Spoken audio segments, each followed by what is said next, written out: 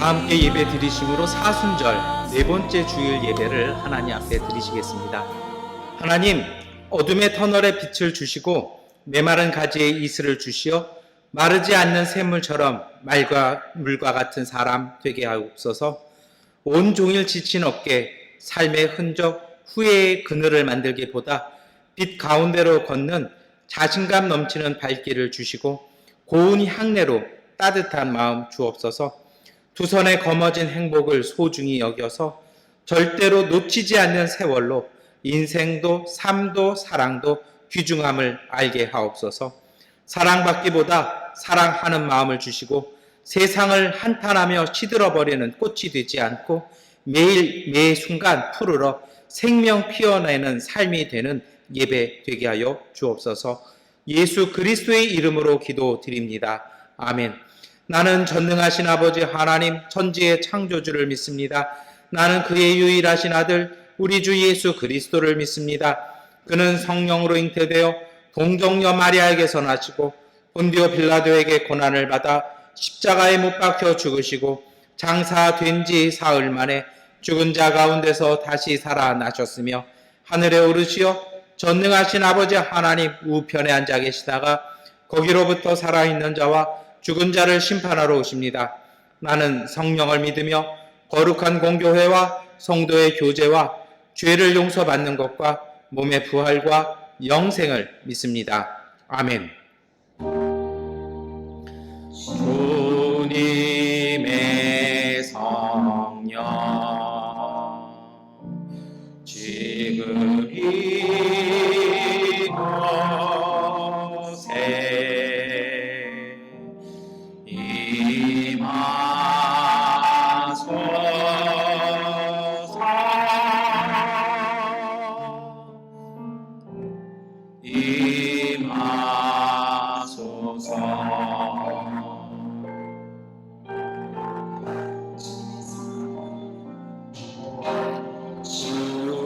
주님의 성령 지금 이곳에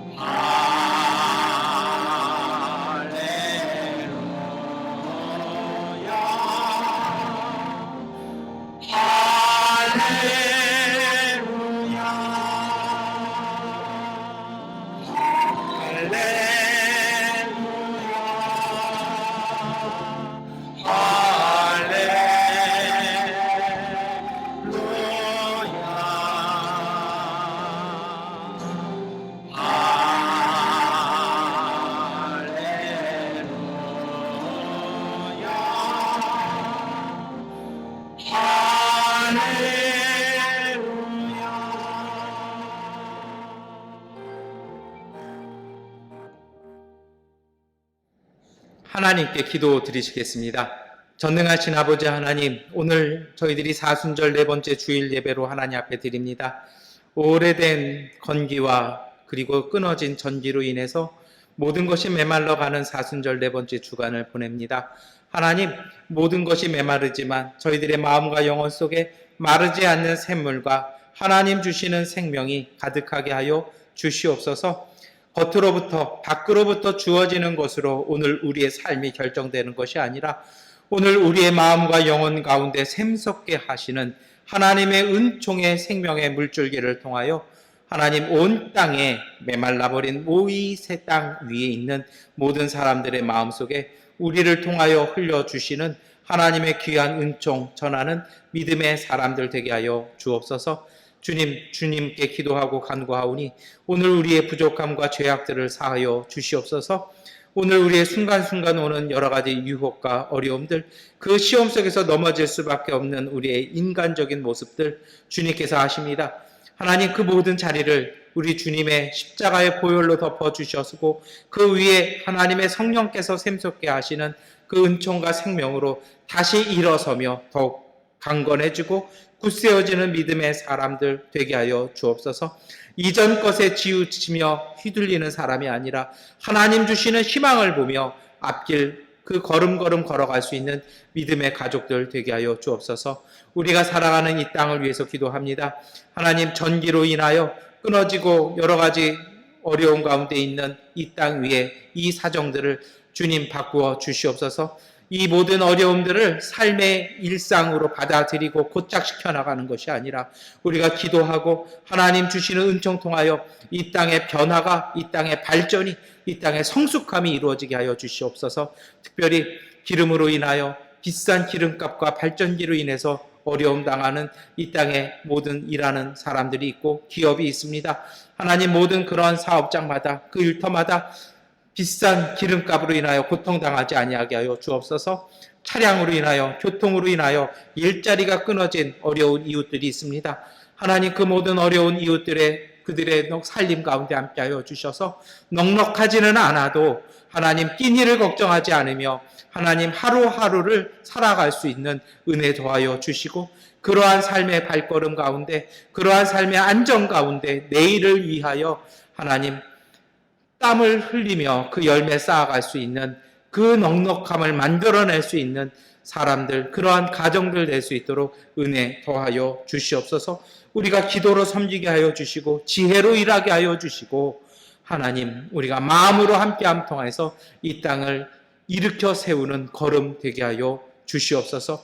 우리의 교회 가족들, 그 믿음의 가정들의 사업장과 일터와 가정과 자녀들 가운데 은혜와 복 주시옵소서. 오래된 질병 가운데 건강 지켜주시고 지혜를 통해서 이 모든 어려움 이겨내면서도 하나님께서 주시는 믿음의 가정, 그 일터들, 자녀들을 시냇가에 심겨진 나무의 열매들처럼 항상 푸른 열매 맺어낼 수 있는 가정과 일터 되게 하여 주옵소서. 마음의 지침이 아니라 하나님의 성령이 주시는 은총 통해서 항상 기뻐하며 항상 지혜와 믿음과 그 용기와 결단을 통해서 복된 열매에 이뤄나가는 아브라함과 같은 복된 믿음의 가정들 되게 하여 주옵소서. 주님 앞에 나오며 하나님, 기도의 제목을 가지고 왔습니다. 문제도 갖고 왔습니다. 주님께서 이 모든 것 아시오니 하나님 이제 응답하여 주셔서 어려움이, 힘듦이, 수고와 애씀이 이제는 감사와 기쁨과 나눔이 되게 하여 주셔서 하나님 주시는 은총으로 이 모든 것들이 변화되어는 은총 가운데 설 수 있는 믿음의 가족들, 그리고 이 예배 되게 하여 주옵소서. 하나님, 우리 교회 가운데 은혜 주시기를 원합니다. 이제 우리 교회가 하나님 마음과 믿음으로 영혼을 품게 하여 주시고 우리의 이웃을 품어 그리스도의 사람으로서의 본분을, 예수 그리스도의 몸된 공동체로서의 사명을 이루는 하나님 건강하고 신실한 교회 되게 하여 주시옵소서. 사람들이 좋아하는 것보다 하나님이 기뻐하시는 교회 되게 하여 주시고 하나님께서 기뻐하시는 교회이기에 사람들에게 유익함과 생명 나누어주는 그러한 교회 되게 하여 주옵소서. 이 마음 담아 예배를 드리며 주님 앞에 말씀을 읽고 찬양과 기도를 드립니다. 우리가 말씀을 읽을 때마다 우리의 삶에 주시는 은총이 오늘 우리에게 기쁨과 감격과 감동의 열매 되어서 주님의 거룩하신 이름을 찬양함으로 하나님의 이름을 세상 가운데 증거하는 참된 믿음의 예배 되게 하여 주옵소서. 예수 그리스도의 이름으로 기도드립니다. 아멘. 우리 기도를 들어주소서. 간절히 비오니 우리 기도를 들어주소서. 응답해 주소서. 우리 기도를 들어주소서.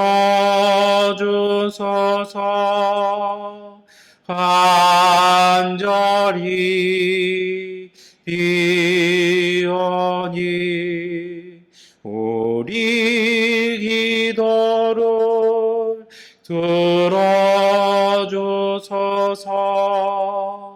응답해 주소서.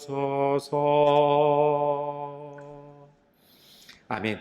구약성서 여호수아서 5장 9절부터 12절까지의 말씀을 세 번역본으로 봉독해 드리겠습니다. 주님께서 여호수아에게 말씀하셨다. 너희가 이집트에서 받은 수치를 오늘 내가 없애버렸다.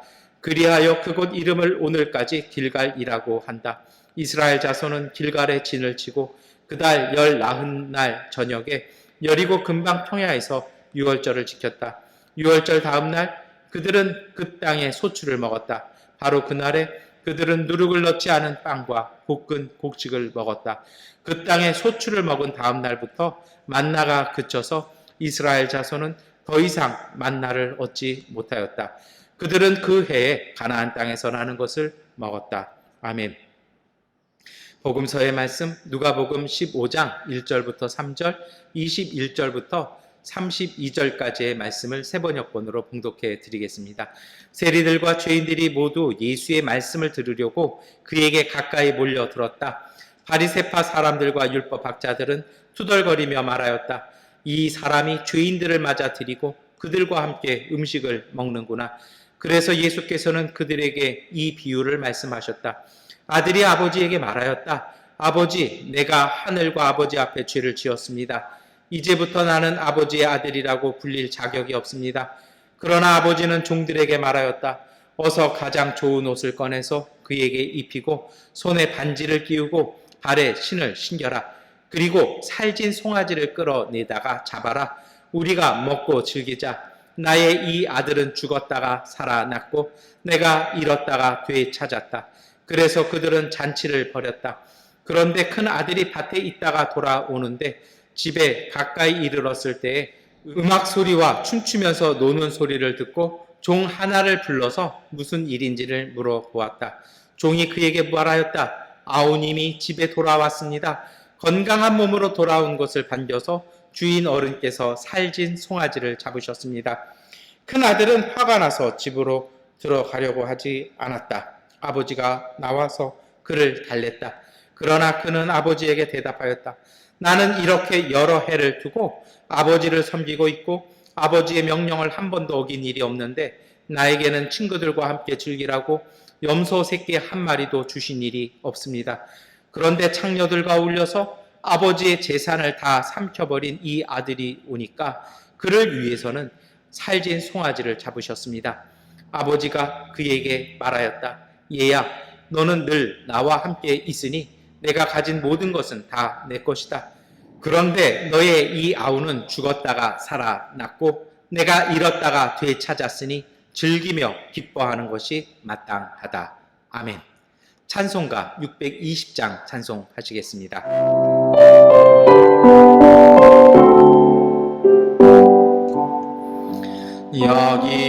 여기에 모인 우리 주의 온청 받은 자여라. 주께서 이 자리에 함께 계심을 아노라. 언제나 주님만을 찬양하며 따라가리니 시험을 당할 때도 함께 계심을 믿노라. 이 믿음 더욱 거세라. 주가 지켜주신다. 어두운 밤에도 주의 밝은 빛 인도하여 주신다. 주님이 뜻하시니 헤아리기 어렵더라도 언제나 주 뜻 안에 내가 있으리라.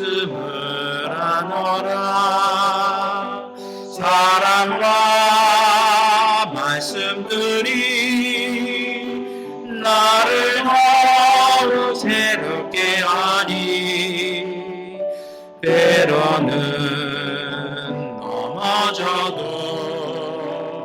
죄와 성리를 믿노라. 이 믿음도 곳세라 주가 지켜주신다.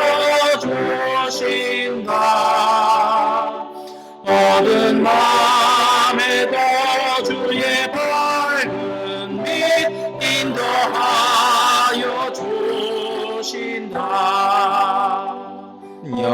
여기에 모인 우리 사랑받는 주의 자녀라.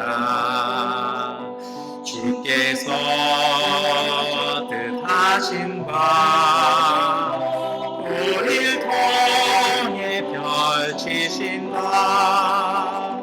고통과 슬픔 중에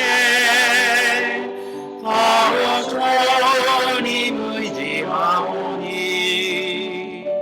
내 어려움 이겨내고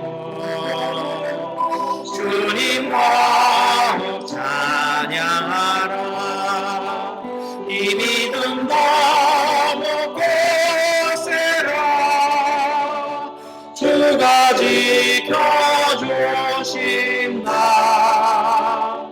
어두운 맘에도 주의 밝은 빛 인도하여 주신다.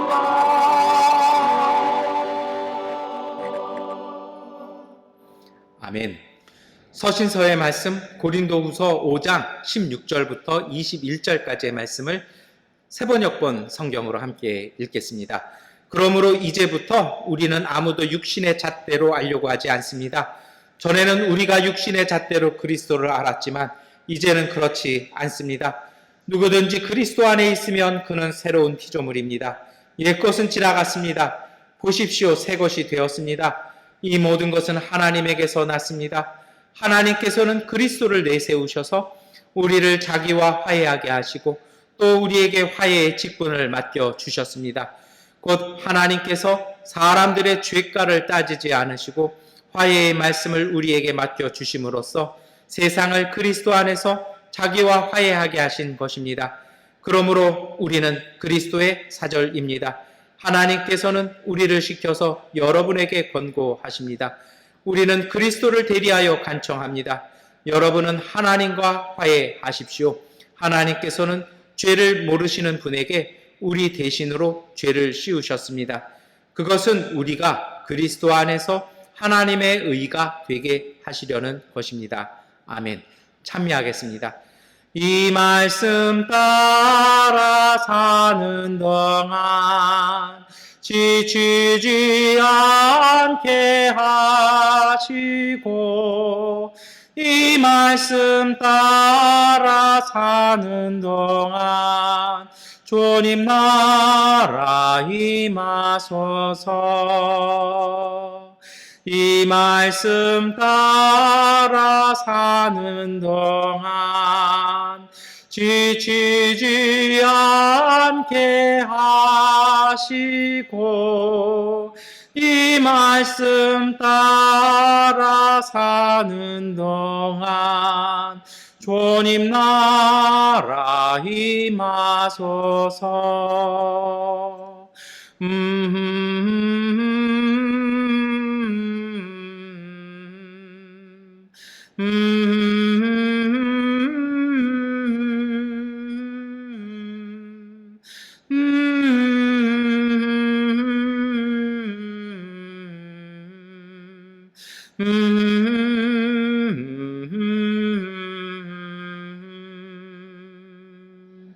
아멘.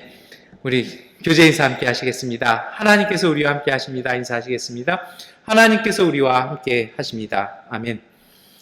네, 우리 계속해서 사순절 주간 보내고 계십니다. 저희가 지난 주간에는 회개에 대해서 다시 한번 묵상하고 우리 말씀 나누었는데요.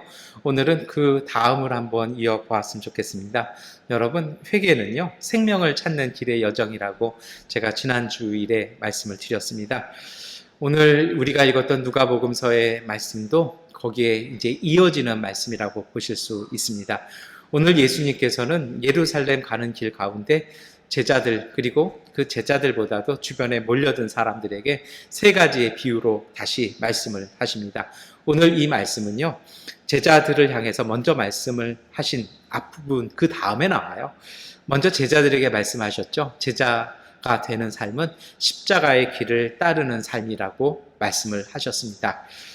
여러분, 이 말씀 마치신 이후에요, 예수님께서는 이제 주변에 둘러선 사람들, 그리고 아마도 그 중에 투덜투덜하는 그런 바리새인들, 율법학자들에게 그들을 바라보고 다시 말씀을 하시는 것입니다. 예수님은 세 가지의 비유를 한 번에 다 이야기를 하십니다. 그 세 가지 비유가 잃은 한 마리 양 찾는 것, 잃은 드라크마를 찾아내는 것, 돌아온 탕자라고 우리가 잘 알고 있는 그 말씀을 예수님께서 하십니다. 보통 이것을 우리는 전도 축제 때, 전도 집회할 때 이것을 많이 읽기도 합니다. 그런데 여러분, 오늘 예수님께서 이 모든 말씀을 비유로 말씀하십니다. 그런데요, 여러분, 이것이 있어요. 비유라는 것이 듣는 사람에 따라 해석이 달라질 수가 있어요. 왜 그렇습니까? 비유라는 건 그 사람이 어떤 사실을 먼저 알고 있는 지식, 그것을 빗대어서 얘기하기 때문에 알고 있는 지식이 서로 다르면 서로 다르게 들릴 수가 있다는 것입니다.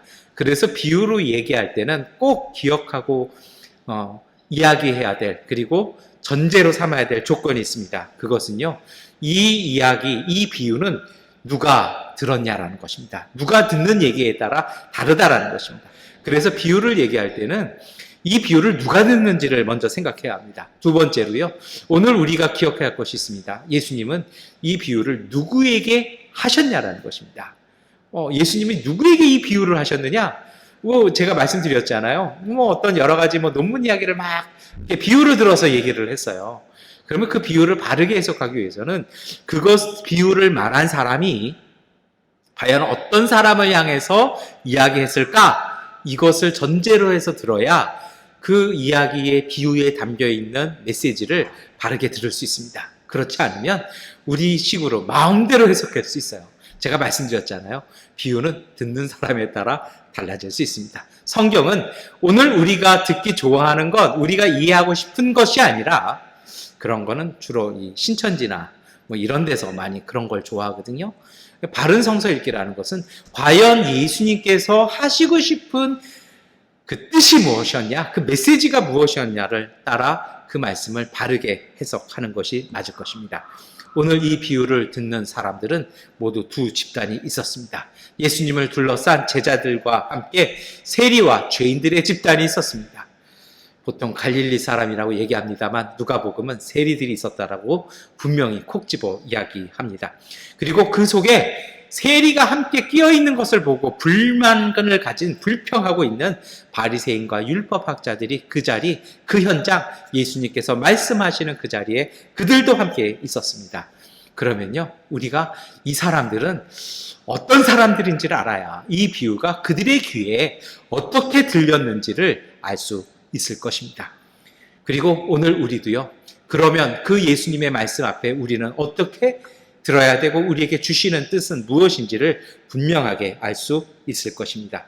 여러분, 우리가 자꾸 성경에서 세리합니다만 분명한 것은요, 잘 기억하셔야 될 것은 세금 징수원과는 다릅니다. 이 세금 징수원이라고 얘기하는 것은 로마의 정식 공무원입니다. 이 사람들의 정식적인 계급은요, 우리가 그 나이트라고 그러잖아요. 기사라고 얘기합니다. 말 타고 창 들고 하는 게 우리가 알고 있는 기사인데요. 원래 그 뜻이 아니라 기사라는 것은 말 타고 다니는 사람들, 전문 관료를 얘기합니다. 이 사람들은 로마의 공무원이었고, 이 사람들은 유대인들에게 인도세, 다시 말하면 주민세죠. 그리고 토지세, 우리의 그 재산세를 냅니다. 그런데 이것을 거둘 때는 굉장히 합리적이에요. 심지어는 깎아주기까지 해요. 이것이 바로 황제의 자비였습니다. 그래서 세금 징수원에 대해서 유대인들이 그렇게 불만을 갖지는 않았어요. 왜 그러냐면 땅이 없었거든요. 땅은 부자들 갖고 있는 거기 때문에 굳이 그냥 내 주민세, 인도세 정도 내기만 하면 별 문제가 없었어요. 그런데 문제는 뭐냐면 세리입니다. 성경에서도 이 세금 징수원과 세리를 잘 이렇게 구분하지는 않아요. 이 세리는 어떤 사람들이냐면 이 하청업자입니다. 이 사람들은요 주로 뭘 거두냐면 통행세를 냅니다. 제가 그랬잖아요. 민간 하청업자는 어떻게 합니까? 로마 정부에게 미리 내가 1년에 어느 정도의 세금을 거두겠다라고 딱 이렇게 입찰을 해서 그게 낙찰이 되면요. 먼저 자기가 갖고 있는 돈으로 선으로 먼저 내버립니다. 그래야 정부의 세수가 안정되지 않습니까? 그러고 나서 어떡합니까? 선불로 내고 났으니 이제 그 금액을 거두기 시작하는데요. 어떻게 거둡니까? 더 초과해서 거두는 거죠. 왜요? 그래야 자신들의 인건비도 나오고 그 입찰할 때 들어갔던 그런 여러 가지 비용도 나오고 하고 로마 정부도 그렇게 거두는 건요. 말하지 않습니다. 그리고 이 세금 징수원은 로마 관리들이라면요. 이 세리들은 유대인이에요. 유대인이 유대인을 쪽쪽 빨아먹고 피 빨아먹는 거를요. 로마인이 굳이 뭐 말하지 않는 거죠. 어찌 보면 이 제의일 것입니다. 자기들끼리 싸우라는 것입니다. 그래서 이러한 세리들은 장사하러 가야 되고 농사하러 가야 되고 일하러 가야 되는데 거기서 통행세를 막 걷어들이니까 가난한 사람들에게는 원망이고 경멸의 대상이었습니다. 어찌 보면 이 세리도 참 안 됐습니다. 살아가는 것 자체가 치욕이고 살아가자니 욕을 먹어야 되는 사람들이었다는 것입니다. 이런 사람들과 다르게 바리새인과 율법학자들이요. 어떤 사람들입니까? 굳이 말씀 안 드려도 잘 아시죠? 그 사회의 표준이었고 지도자들이었고 그들의 말이 곧 법이었습니다.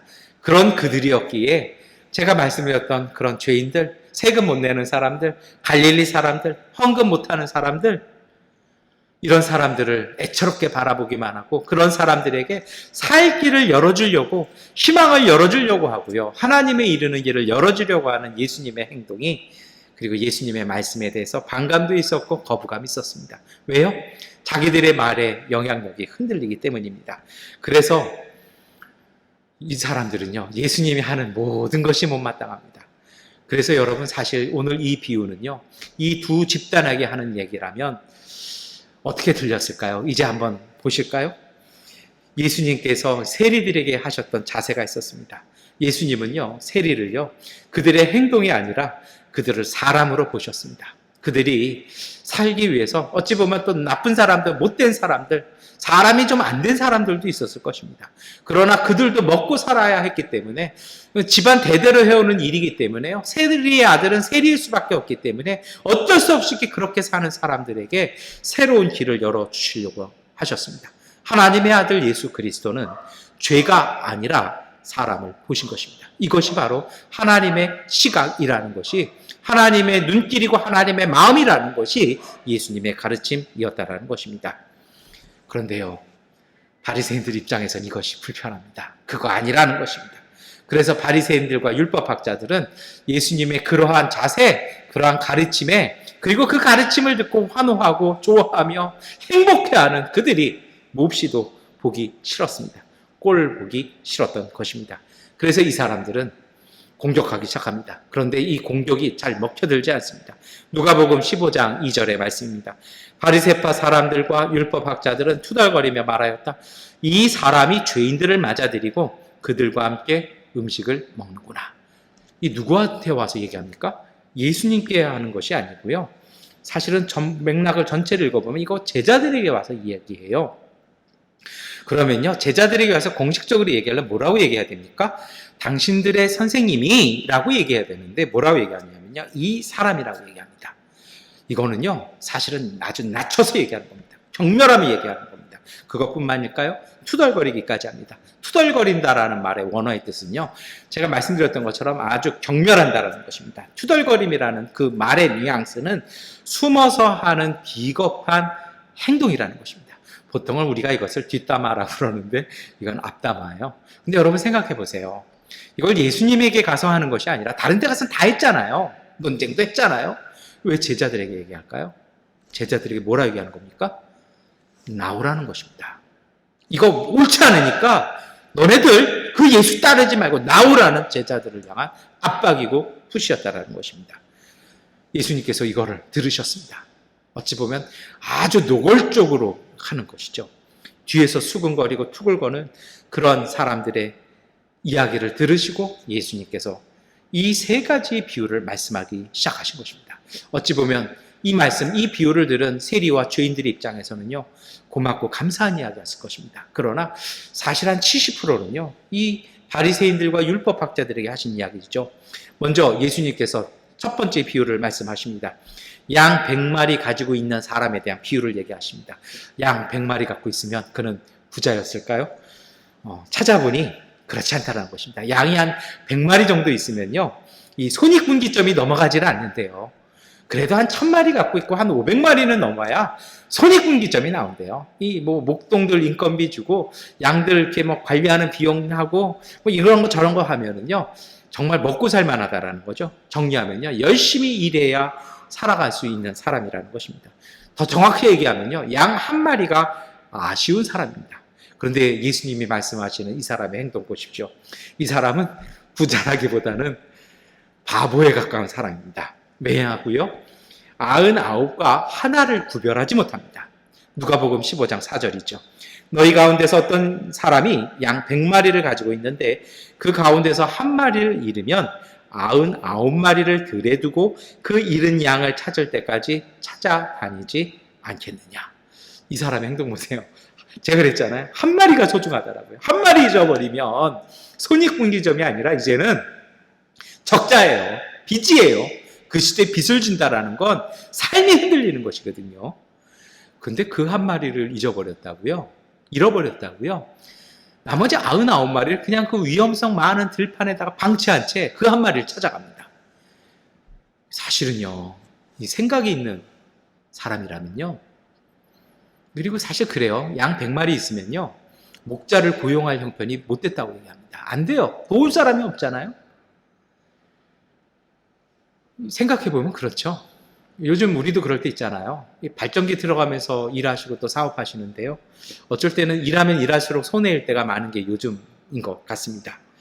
경제적으로 생각한다라면 꺼야 되고요. 인건비 본봉만 주든지 감해야 될 때가 많다라는 것입니다. 근데 이 사람 어떻게 하는 겁니까? 그게 아니래요. 99마리 그 들판에다가 다 두고 무슨 일이 일어날 줄 알고요. 딴 사람이 와서 가져갈 수도 있고요. 일이나 늑대가 와서 물어갈 수도 있는데 이 경제감각 없는 이 바보는 끈질기게 그 한 마리만 찾아가기 시작합니다. 성경에 뭐라고 되어 있습니까? 그 잃은 양을 찾을 때까지 찾아다니지 않겠느냐. 이 표현이 어때요? 이 사람 성격을 보여주는 거죠. 정말 끈질긴 사람입니다. 그리고 이 사람이요, 돌아오는데 어떻게 돌아옵니까? 한 마리를 찾고 나서 99마리는 생각도 하지 않고 신나서 돌아오는데 어깨에다 메고 와요. 얼른 빨리 가가지고요, 빨리 질질질 끌고 가가지고 99마리 봐야 되잖아요. 이 어깨에 메면 힘들어가지고 빨리 걸을 수 있을까요? 근데 왜 어깨에 맬까요? 이상하잖아요. 뭐가 이게 좀 바뀐 것 같지 않습니까? 왜 그럴까요? 이 사람은요, 길 잃어버린 그 양의 힘듦을 아는 겁니다. 얼마나 외로웠을까요? 그 동료들을 찾기 위해서요, 자기 돌봐주던 사람을 찾기 위해서 얼마나 울어대면서 얼마나 찾아 헤맸을까요? 얼마나 지쳤을까요? 사람이, 모든 생명이요, 패닉에 빠지면 금방 지치거든요. 아마도 이 잃어버린 양은요, 뭔가 이 모자란 이 양은 기진맥진했을 것입니다. 빨리 가자고 해도 빨리 갈 수 없었을 것입니다. 그래서 이 사람은요, 천천히 갈지언정 이 양을 배려해서 어깨에 메고, 양이 은근히 무겁습니다. 정말 무거워요. 그런데 그걸 메고 돌아온다고 생각해 보세요. 얼마나 또 천천히 왔겠어요. 진짜 경제감각 없지 않습니까? 참 답답한 사람이죠. 착하기만 하지 경제적이지 못합니다. 이것이 첫 번째 비유입니다. 두 번째 비유가 나와버립니다. 이번에도 잃어버린 이야기입니다. 이번에는요, 한 개의 드라크마 동전을 잃어버렸습니다. 드라크마는요, 제가 달란트 1억에서 10억 정도 된다고 말씀드렸잖아요.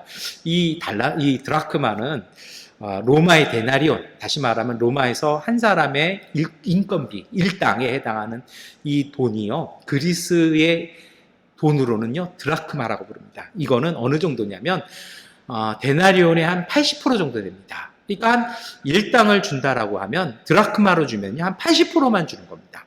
그러니까 데나리온으로 받으면 참 많이 받는 거예요. 정상적으로 받는 거라면 드라크마로 받으면 손해보고 조금 덜 받는 것이죠. 그래서 계약할 때 데나리온으로 계약할 거냐, 드라크마로 계약할 거냐, 요즘 우리도 그렇잖아요. 달러로 계약할 거냐, 미얀마 짜스로 계산할 거냐, 여기에 따라 막 가치가 틀려지잖아요. 이게 드라크마입니다.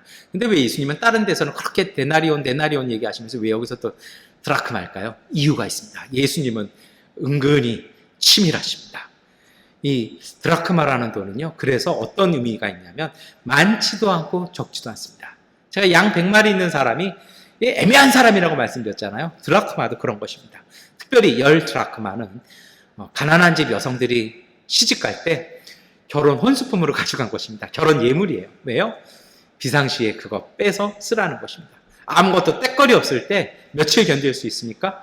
열을 견딜 수 있는, 정말 가난하지만 좀 작지만 열을 80%씩 이렇게 하면은 그것도 열을 또 채 안 될 것 같아요. 그런 돈이라는 것입니다. 그런데 이 드라크마 동전을 잃어버린 여인은 어떤 여인이었을까요? 이 여인도 양의 주인과처럼 가난한 여인이었을 것입니다. 왜 그러냐면요, 여유 있는 가정이라면 다른 동전으로 대체했을 것입니다. 다른 돈 갖다 끼워 넣었을 것입니다. 왜냐고요? 그 시간에 그 등잔불까지 켜서 찾잖아요. 그 등잔 기름값까지 막 계산하고 나면요, 그거 찾는 시간에 일해서 그 드라크마 하나 더 벌어들이는 것이 더 이익인 것입니다. 누가복음 15장 8절과 9절 말씀이죠. 어떤 여자에게 드라크마 10립이 있는데 그가 그 가운데서 하나를 잃으면 등불을 켜고 온 집안을 쓸며 그것을 찾을 때까지 샅샅이 뒤지지 않겠느냐. 그래서 찾으면 법과 이웃 사람을 불러 모으고 말하기를 나와 함께 기뻐해 주십시오. 잃었던 드라크마를 찾았습니다 할 것이다. 여러분, 며칠 만에 찾았는지 나오질 않아요. 유대의 집이 낮에도 어둡거든요. 미얀마 집 같아요. 근데 이렇게 불 켜야 볼 수 있고 찾을 수 있는데요. 막 집 청소하는 거죠. 하루에 찾았으면 다행인데 그것이 이틀, 3일 걸렸으면 집이 그리 크지 않았으니 며칠까지는 걸리지 않았을 것입니다. 그런데 여러분 생각해 보세요. 하루 걸리든 이틀 걸리든 말씀드렸던 것처럼 그 시간에 다른 데 가서 품앗이 해도요, 한 데나리온 받으면 그게 더 남는 거예요. 근데 여인은 그렇게 하지 않았다는 것이죠. 절박하게, 그리고 아주 그것을 끈기 있게 찾아내서 이웃들에게 자랑하는 바보 아줌마였던 것입니다. 여러분, 그러면 이 두 가지 비유가요, 제가 쭉 이렇게 좀 설명을 드렸는데 잃은 것에 대한 절박감, 그들의 끈기를 말할까요? 이 경제감각 없는 이분들의 그 끈기, 이 우직한 그 끈기, 이걸 얘기할까요? 좀 세세히 보았으면 좋겠습니다. 사실 이 두 비유가 갖고 있는 공통점들이 있었죠. 무엇입니까? 계산하지 않는 무모함입니다. 그래서 제가 우직하다, 무모막자다, 좀 바보스럽다, 대책 없다, 이런 말씀 드렸어요. 한 마리 때문에 99마리를 잃어버릴 수도 있었습니다. 일당의 80%보다 일하면 100% 더 받을 수 있는데 20%가 더 남는데 그거 끼워 넣어도 되는데 그렇지 않았다는 거죠. 지혜롭지 않고 무모하고 손해만 보는 행동들이었습니다. 그런데 예수님은요, 이렇게 얘기하시는 것입니다. 이 지혜롭지 않은 행동, 이 답답하고 이 이해가 안 되는 이 행동이, 이 마음이 바로 하나님의 마음이고 하나님의 행동이시라는 것입니다. 그리고 이 말씀 듣는 오늘 우리는 이것을 이렇게 들어야 됩니다. 하나님의 나라는 그런 분이시고 그런 곳이라는 것입니다. 다시 말하면요, 세상의 계산법으로는 무모하고 비현실적인 삶의 방식을 살아가는, 그리고 그래서 얻을 수 있는 그 기쁨, 두 가지 다 마지막은 기쁨이잖아요. 신나서 돌아오잖아요. 신나서 이웃에게 자랑하잖아요. 이웃들은 비웃는데요. 근데 여러분, 하나님 나라가 세상이 바라볼 때 그런 것이라는 것입니다. 이것이 바로 바리새인들의 비방에 대한 예수님의 답변이었습니다. 하나님은 너희들을 보기에 가치 없어 보고 작아 보이지만 잃은 생명 찾을 때까지 결코 포기하지 않는 분이시라는 것입니다. 인간이, 우리가 하나님의 잡은 손을 놓을 수는 있어도 하나님은 우리를 붙잡고 계시는 그 손은 절대 놓지 않으신다는 것입니다. 여러분, 세리와 죄인들이 이 말씀을 들었을 때 어땠을까요? 정말 기쁘고 감격스럽지 않았겠습니까? 그 기쁨과 감격이 오늘 우리의 기쁨과 감격 되시기를 축원합니다. 그리고요, 여러분, 이것을 바리새인들이 들었을 때는 어떻게 들었을까요? 그래서 예수님께서는 그들에게 이것을 조금 더 설명하시고 싶으셨던 것 같습니다. 그래서 예수님은 비유에 대해서 세세하게 설명하시기 시작합니다. 예수님께서 바라보시는 바리새인들이 있었습니다. 그것이 바로 누가복음 15장 7절에 나오는 표현이었습니다. 어떤 것입니까? 회개할 필요가 없는 의인들입니다. 그들은 잃어버린 사람들이 아니었고요. 이미 굉장히 잘하고 있는 사람들이었고요. 정말 성실한 사람들이었고요. 모범적인 사람이었다는 것입니다. 심지어 그들은 세상의 기준을 결정할 수도 있는 팔자 좋고 힘 있는 사람들이라는 것입니다. 때로는 그들 속에서도 선한 사람들도 있고요. 그들 속에서도 정말 좋은 사람이 있었다는 것입니다. 예수님께서 다른 곳에서 제자들에게 말씀하시잖아요.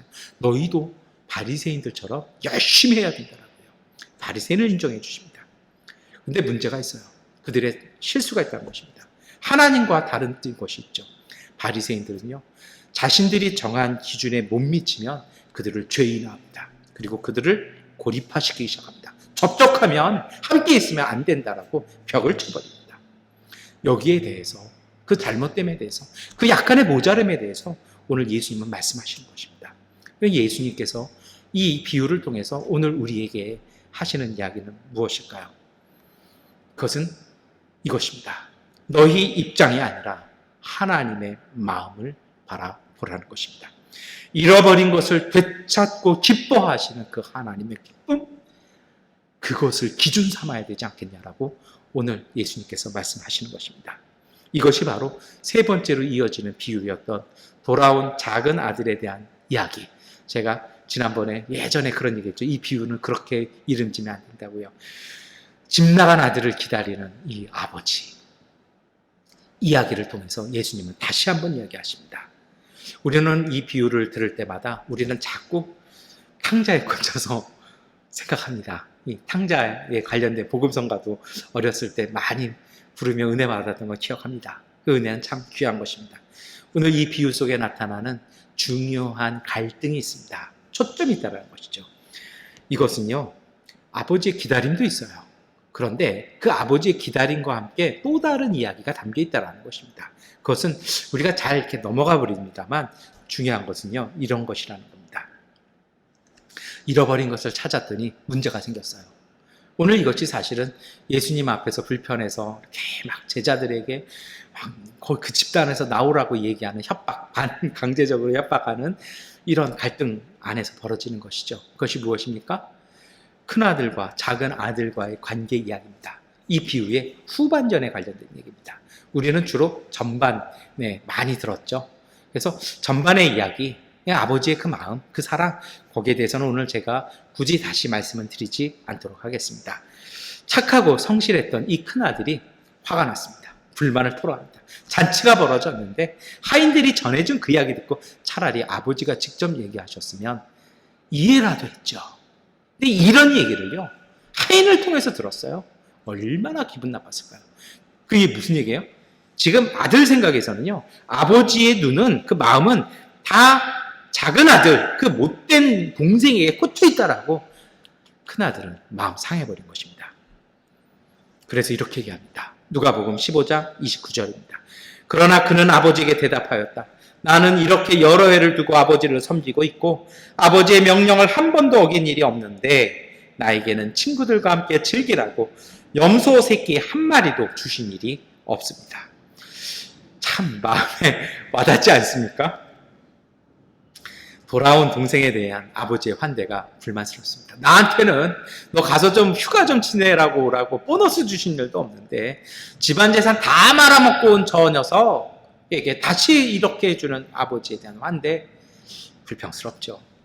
예수님은요, 이것이 바리새파 사람들과 율법학자들의 모습이라고 말씀하시는 것입니다. 그리고 예수님께서는 그 이야기를 통해서 그들을 향한 하나님의 마음을 다시 말씀해 주십니다. 제자들을 공격했던 종교인들에게 답변을 주신 것이죠. 누가복음 15장 31절, 32절 말씀 함께 읽겠습니다. 아버지가 그에게 말하였다. 얘야, 너는 늘 나와 함께 있으니 내가 가진 모든 것은 다 내 것이다. 그런데 너의 이 아우는 죽었다가 살아났고 내가 잃었다가 되찾았으니 즐기며 기뻐하는 것이 마땅하다. 앞에 두 이야기와 뭔가 좀 이어지지 않습니까? 다 기쁨으로 끝나요. 근데 그 기쁨 앞에 정말 삶이 억울해지는, 삶이 후회가 되는 이 큰아들의 이 마음 어떻게 해야 할까요? 아버지는 마음이 이랬다라는 것이죠. 아버지의 관점은요, 아들이 입혔던 경제적인 손실이 아니라 아들이 살아서 집으로 돌아왔다라는 것이 중요했다라는 것입니다. 어찌 보면 이 세 가지 비유 다 경제 감각 없는 이야기인 것입니다. 다시 말씀드릴까요? 하나님의 나라는 경제적인 관점과는 아주 다릅니다. 그래서 예수님이 뭐라고 얘기하십니까? 부자가 하나님 나라에 들어가는 것은 낙타가 바늘귀로 들어가는 것보다 어렵다. 부자가 나쁜 거 아니에요. 재산이 나쁜 거 아니에요. 초점 뭐예요? 사람을 뭘로 나눠놨습니까? 부자, 가난한 사람. 무슨 얘기입니까? 물질을, 경제를 기준으로 생각하는 생각으로는 하나님 나라 들어가는 것이 어렵다는 것입니다. 생각, 가치관 바꾸라는 것입니다. 강남에 가서 이 얘기 설교했다가 아주 애먹은 적이 있었는데요. 다시 말씀드립니다. 부자가 나쁜 게 아니에요. 물질이 나쁜 것도 아니에요. 하나님의 축복일 수 있어요. 하나님이 맡기신 거잖아요. 근데 여러분 무엇입니까? 삶을 살아가면서 그렇게 물질로, 경제로 사람을 나누는 그 생각, 평가하는 그 마음, 그걸로는 하나님 나라 못 들어간다는 것입니다. 오늘 이 큰아들과 이 아버지, 억울함을 토로하고 있는, 정말 아버지 앞에 평소와는 다르게 마음 쏟아서 눈물 쏟고서 얘기하는 이 큰아들, 그 불만과 그 억울함을 들은 이 아버지가요, 깨우침만을 주는 것입니다. 우리 번역과 좀 그리스어 원어 성경의 그 말의 뉘앙스가 좀 틀려요. 큰아들은요, 아버지의 아들이라고 얘기합니다. 자기와 관계없는 거잖아요. 그럼 큰아들 입장에서 내 동생이 아니고요, 그 사람이 되는 것입니다. 아버지의 아들이지 나와 무슨 상관이 있겠습니까? 어서 많이 들은 얘기 아닙니까? 가인과 아벨 사이에 나온 이야기죠. 근데 아버지는요, 뭐라고 얘기합니까? 너의 동생이 내 아우가, 내 아들이 아니라 내 아우가 내 동생이라고 나옵니다. 무슨 얘기입니까? 그는 내 형제다라는 것입니다. 아버지는요, 못된 아들의 수치를 회복해주는 그 사람이 있었습니다. 이건 우리가 모두 잘 압니다. 너무 감사하고 은혜스러운 말씀입니다. 오늘 우리를 향한 하나님의 사랑입니다. 그런데 동시에 불평과 불만이 있는 이 큰아들이 깨우쳐야 할 것이 있었다는 것입니다. 그것이 무엇입니까? 그도 내 형제라는 것입니다. 그들도 내 가족이라는 것입니다. 상황이 아니라, 그들의 죄가 아니라 그들의 사람인 것을, 그의 생명을, 그도 내 가족이라는 것을 다시 한번 일깨울 것이 필요하다는 것입니다. 이러한 극적인 변화는 어디서 생겼습니까? 작은 아들을 회복시켜 주시는 아버지의 마음과 행동이었습니다. 하나님은요, 하나님의 자녀들, 이스라엘 백성들, 하나님의 백성들을 부끄러움을 사해 주십니다. 이것이 회개의 은총이었습니다. 그리고 이것이 길갈에 관련된 할례 사건, 오늘 우리가 읽었던 여호수아서의 말씀에 아주 잘 설명되어 있습니다. 이스라엘 백성들은요, 여호수아 영도 앞에서 가나안 땅에 진입합니다. 그리고 이 길갈이라는 곳에서 40년 만에 할례의 예식을 행합니다. 왜 그랬을까요? 그 자리, 길갈에서 할례를 받았던 사람들은요, 이집트에서 태어난 사람들이 아니라 광야에서 태어난 사람들입니다. 노예로서 태어난 것이 아니라 자유 이스라엘로 태어난 사람들이었고, 하나님의 자유인으로, 하나님의 백성으로 태어난 사람들이었습니다. 나이 40이 되었으니 그들은 이제 장년이 되었다라는 것입니다.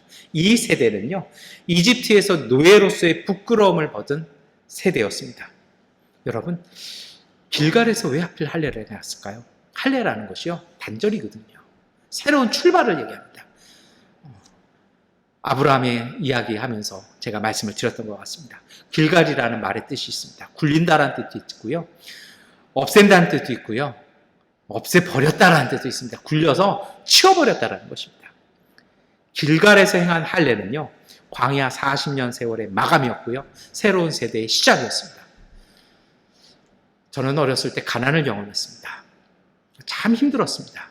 지난주에도 저희 비대면 예배에서는 제가 말씀을 드렸는데요, 제가 생각해 보니까 그 가난의 상처들이요, 뭔가 멍이 들어 있었던 것 같아요. 제 내면에 뭔가 멍이 있었어요. 정말 믿음과 신앙 붙잡고 견디긴 견뎠는데 멍은 있었어요. 그것이 치유된 거는요, 제가 결혼하고 나서입니다. 한 5년에서 7년을 그 상처를 치유할 때까지요, 오랜 시간이 걸렸습니다. 자꾸 과거에 어렸을 때 가난했던, 그리고 그때의 상처들, 그 부끄러움들이 저로 하여금 소극적으로, 저로 하여금 담대하지 못하게, 자꾸 실패주의적인 생각으로 올가매었던 시간들이 저에게 너무나 많이 있었습니다. 여러분, 수치, 부끄러움이란 것은요, 그 기억은 오래갑니다. 부끄러운 역사, 수치, 과거의 상처는요, 오늘과 미래를 지배합니다. 우리가 일본으로부터 해방된 것이 벌써 몇 년입니까? 그런데요, 아직도 그 잔재가 남아있지 않습니까? 아직도 우리는 그걸 해결하지 못했다라고 열심히 사회에서 논쟁이 벌어지고 있지 않습니까?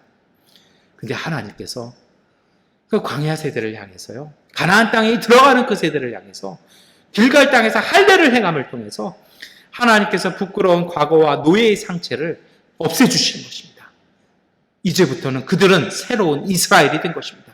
아브라함이 아브라함이 되고 사라가 되고 야곱이 이스라엘이 되었던 것처럼요, 하나님께서 그를 새롭게 하셨습니다. 그리고 오늘 예수님의 말씀 속에서 이 아들을 기다렸던 그 아버지는요, 탕자 같은 아들이 아니라 이제는 다시 돌아온 내 아들로 형의 기억 속에, 관계 속에 끊어진 이 형제를 다시금 형제로서 이어주었다라는 것입니다. 이것이 바로 이 비유의 후반부에 담겨져 있는 메시지였습니다. 회개는 새로운 변화와 탄생으로 이어지는 것입니다. 오늘 사도 바울은 증언합니다.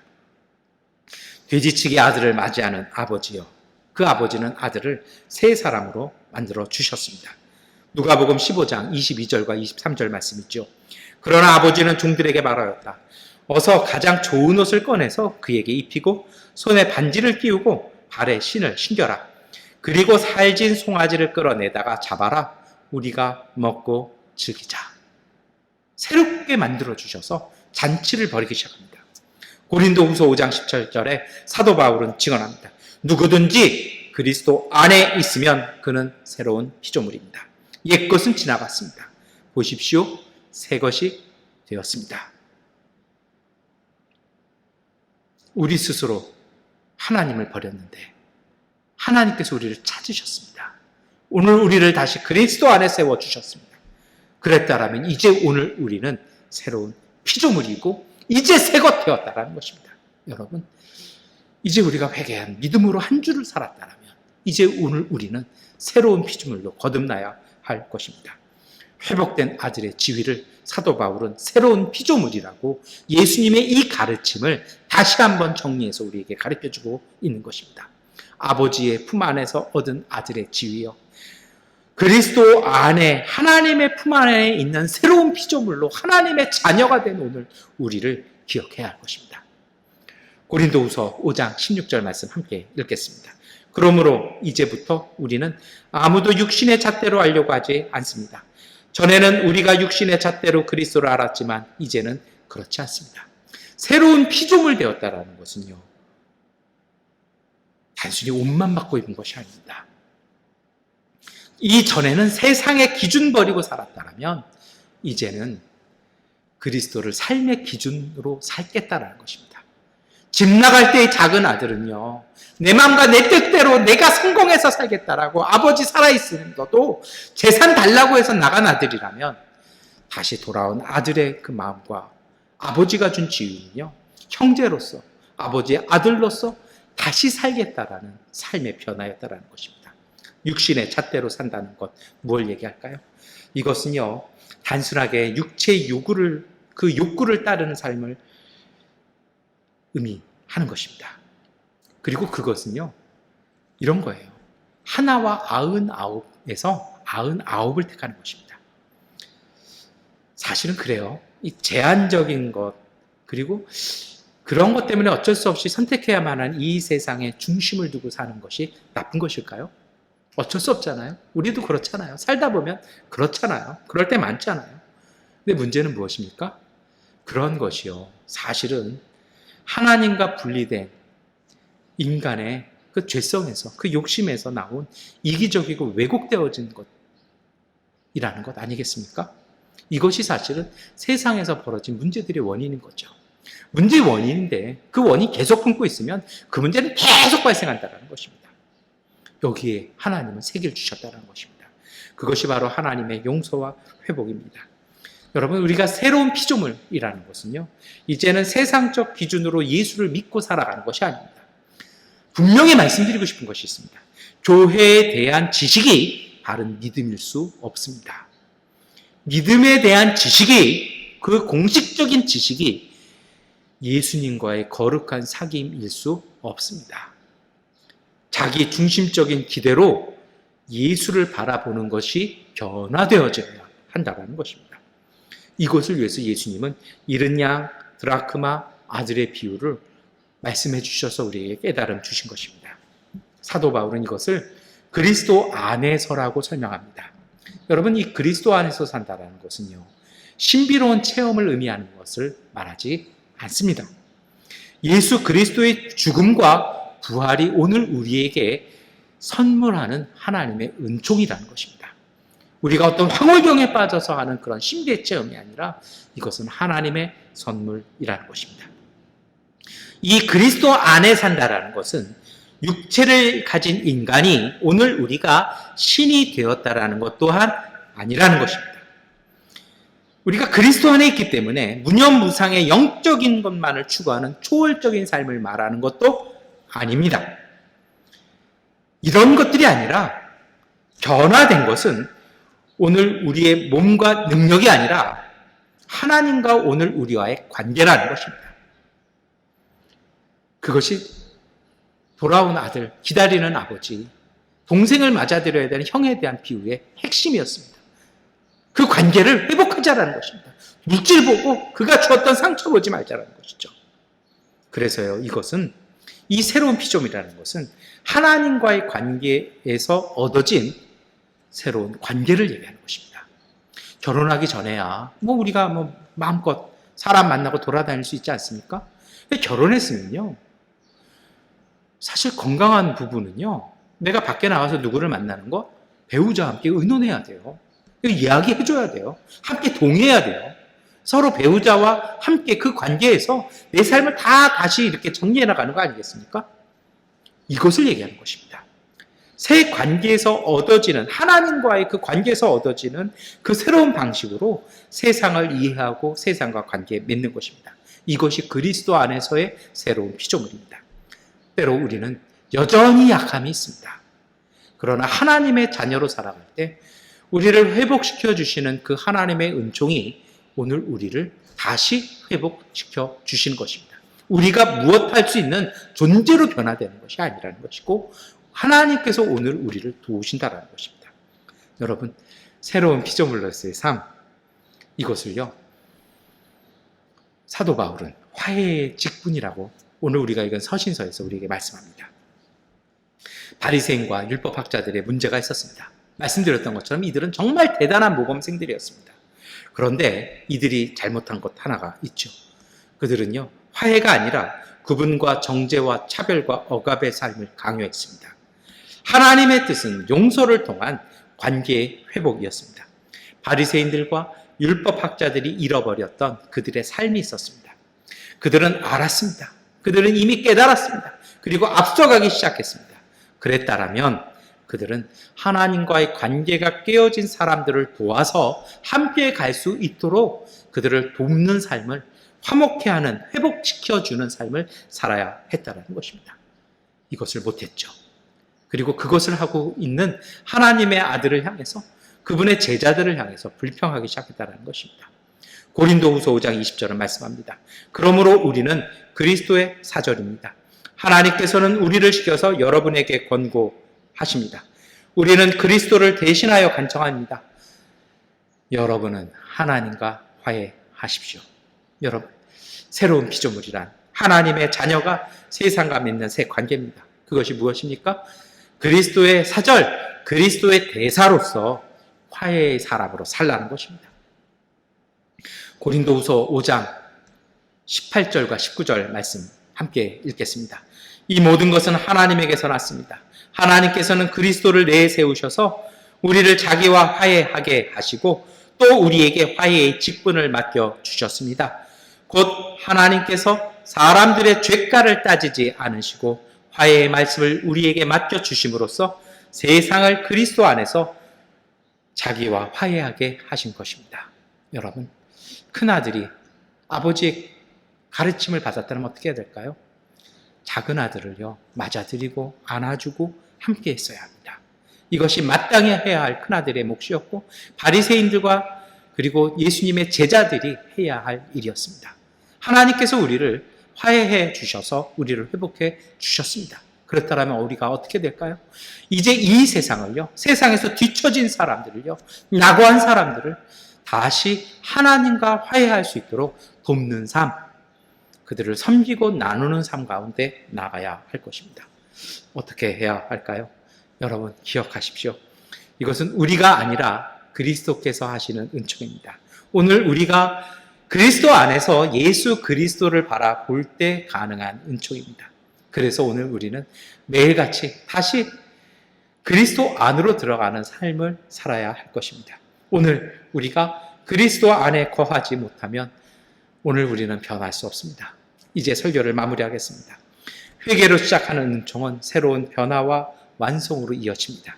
자격 없지만 잃은 것을 되찾으려는 끈질긴 하나님의 사랑은 자격 없는 오늘 우리를 향해서 끝없이 이어지고 있습니다. 그 하나님의 사랑은 오늘 우리를 회복시켜서 새로운 존재로 변화시켜 주십니다. 그랬다라면 이제 여러분, 우리가 너무 세상 중심적으로 생각하지 않았으면 좋겠습니다. 세상적인 기준으로 판단하고 평가하지 마시고요. 정말 하나님의 마음, 그리스도의 삶, 그리스도의 가르침으로 우리의 삶을 바라보고 우리가 나아가야 할 것입니다. 예수의 제자들은 세상의 가치관이 아니라 그리스도 안에서 하나님과의 새로운 관계로 삶 속에서 새로운 길을 가게 될 삶을 살아야 합니다. 새로운 삶으로 새로운 길을 걷는 그리스도의 사람들은요, 화해의 사절로 세상과 사람들을 회복시키는 삶을 살아야 하는 것입니다. 여러분, 성령은 오늘 우리에게 오셔서 이것을 깨닫게 하십니다. 우리의 목소리가 너무 크면, 우리가 우리의 두 귀를 막고 있고 마음을 막고 있으면 성령이 주시는 그 세미한 음성을 들을 수 없습니다. 이제 우리는요, 우리의 말을 좀 내려놓고요, 우리의 마음을 좀 내려놓고요, 우리의 두 귀와 마음을 열어서 성령께서 말씀하시는 그 세미한 목소리를 들어야 할 것입니다. 왜 하필 작게 말씀하실까요? 저도 한때 그것이 불만이었습니다. 세미한 음성은요, 왜 그러냐면 마음과 영혼을 집중해야 들을 수 있기 때문입니다. 다시 말하면 삶을 다해서 전심으로 진심으로 들을 때 들을 수 있는 마음일 것입니다. 그리스도 안에서의 새로운 삶, 누가복음 15장 22절과 23절을 말씀하시죠. 그러나 아버지는 종들에게 말하였다. 어서 가장 좋은 옷을 꺼내서 그에게 입히고 손에 반지를 끼우고 발에 신을 신겨라. 그리고 살진 송아지를 끌어내다가 잡아라. 우리가 먹고 즐기자. 나의 이 아들은 죽었다가 살아났고 내가 잃었다가 되찾았다. 그래서 그들은 잔치를 벌였다. 여러분, 오늘 우리가 세상의 것, 내 중심, 내 마음 내려놓고 우리가 그리스도 안으로, 하나님 품 안으로 들어가기 시작할 때 하나님께서 우리를 회복시켜 주십니다. 돌아온 아들을 맞이하여 새롭게 하시는 하나님의 사랑, 그 예수 그리스도의 은총은 오늘 우리에게 새로운 양식과 능력을 주시어서 성대한 잔치를 베풀어 주시는 것입니다. 예배는요, 이 은총을 누리는 자리입니다. 그리고 그리스도의 대사로 세상에 나아가서 바리새인들 율법학자들과는 다르게 하나님과의 화해의 이 은총을 전하는 사명을 사시기를 축원합니다. 이 예배 통해 이 은총 누리시고요, 그리스도의 대사로서 거룩한 화해의 직분을 잘 감당하여서 하나님의 잔치를 풍성하게 누리는 예배와 은총의 삶 살아가시기를 축원합니다. 기도하겠습니다. 하나님, 아버지의 형상 따라 우리를 창조해 주시고 거룩한 백성 삼아 주시니 감사합니다. 때마다 깨끗한 마음 창조해 주시어 주님의 거룩함과 사랑을 담아 살게 하시니 감사합니다. 그러나 저희는 주님의 말씀을 마음에 새기지 못하고 주님 말을 의지하지 못할 때도 많이 있었습니다. 저희의 허물과 약함을 고백하오니 용서하여 주시옵소서. 은혜의 주님, 주님의 뜻을 지키기 위해 항상 최선 다하게 하시고 능력과 사랑과 절대 영을 내려주셔서 이 땅에서 주님의 나라 맛보며 살게 하옵소서. 주님의 사랑이 오늘 우리의 삶 속에 풍성히 열매 맺게 하시고 저희가 그 사랑 전하는데 힘쓰도록 인도하여 주옵소서. 예수 그리스도의 이름으로 기도드립니다. 아멘. 찬송가 338장 찬송하시겠습니다.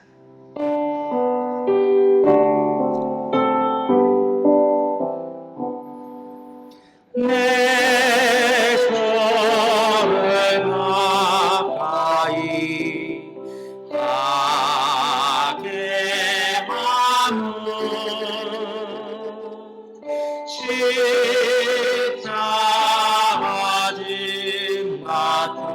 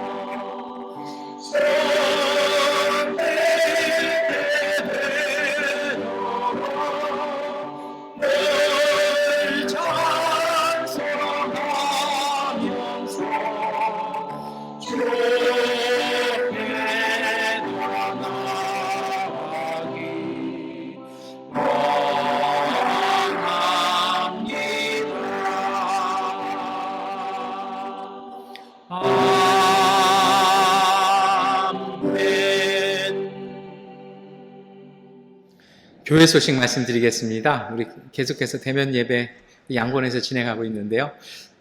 우리 예배를 위해서 우리가 건강하고 안전한 가운데 예배 드릴 수 있도록 우리 계속해서 기도로 함께 해주셨으면 좋겠습니다. 아직 코로나가 끝나지 않았습니다. 여러분 경각 좀 늦추지 아니하고 우리가 잘 살펴보고 우리 지혜와 또 배려로 이거 잘 이겨낼 수 있도록 우리 기도했으면 좋겠습니다. 양곤에 계속 순환적 정전이 계속되고 있습니다. 이 더위와 정전으로 인해서 마음 어두워지지 아니하도록 더 힘내시고 이렇게 위에서 기도하셨으면 좋겠습니다. 주기도문송 함께 찬송하시겠습니다.